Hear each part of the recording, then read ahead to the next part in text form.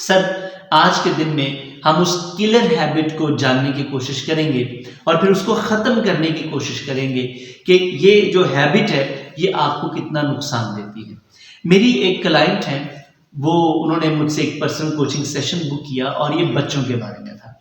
हम चूँकि लाइफ के 6 एरियाज़ को डील कर रहे हैं, मेरा ये मानना है, ये मेरा विजन है, मेरा इनिशिएटिव है और मेरी इस पूरी कंपनी, पूरी टीम ने इसके लिए एफर्ट की है।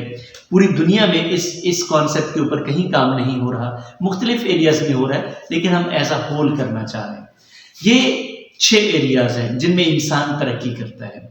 उसमें आपकी मेंटल हेल्थ है, फिजिकल हेल्थ है, सोशल यानी कि इमोशनल हेल्थ है, नेटवर्किंग है, आप सोसाइटी में लोगों के साथ कैसे जाके नेटवर्क करते हैं, नंबर 5 इकोनॉमिक हेल्थ है, नंबर 6 स्पिरिचुअल हेल्थ है। तो हम इन 6 एरियाज में लोगों को ट्रेन करते हैं।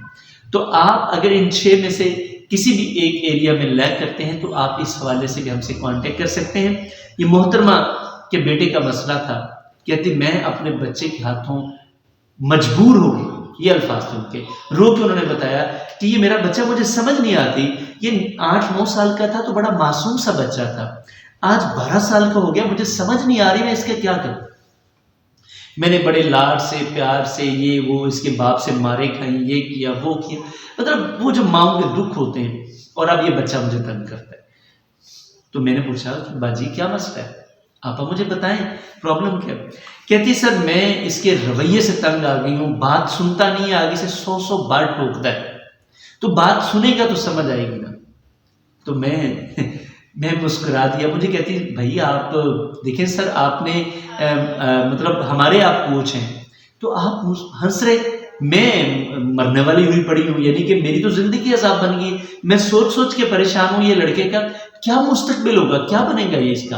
यानी कि आज अगर ये चिड़चिड़ा ऐसा है, बात बात पे टोकता है, बात सुनता ही नहीं। मैंने उनको बताया कि मैम ये बात वाकई बुरी है, लेकिन आप मुझे ये बताइए कि आप जो दोनों मियाँ बीवी हैं, आपका आपस में कैसा है। एक तो वो वैसे बता चुकी थी कि लड़ाइयाँ झगड़े, तो वो कहती कि मेरे खामद बात करते हैं, मसला असल में हम दोनों में है।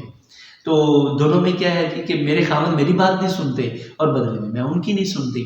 तो मैंने उनको बताया कि एक्चुअली वो 8-7 साल तक तो उसका आपके ऊपर ना वो रोब रहा, लेकिन अब क्या है कि वो अगले 3 सालों में उसकी एक हैबिट डेवलप हो गई है कि जैसे आप करते हैं वैसा वो आपको देख देख कर हो गया है। सुनते आप दोनों भी नहीं है और सुनता वो आपकी भी नहीं है। तो कहते फिर सोल्यूशन क्या है।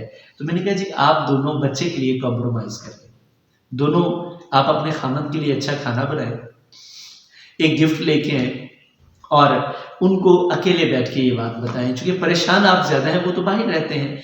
तो कहती ये काम तो बड़ा मुश्किल है, क्योंकि अगर मैं ये करूंगी तो उनको बड़ा अजीब सा लगेगा। तो मैंने कहा फिर क्या है, सुकून के लिए करना है ना।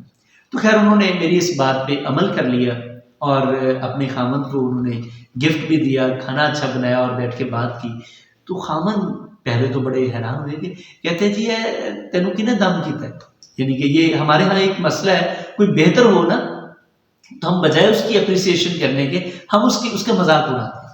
तो बहरहाल उनको चूंकि मैंने समझाया था, उनकी काउंसलिंग की हुई थी, कोई लाइन्स दी थी कि आपने इसके ऊपर ही अमल करना है।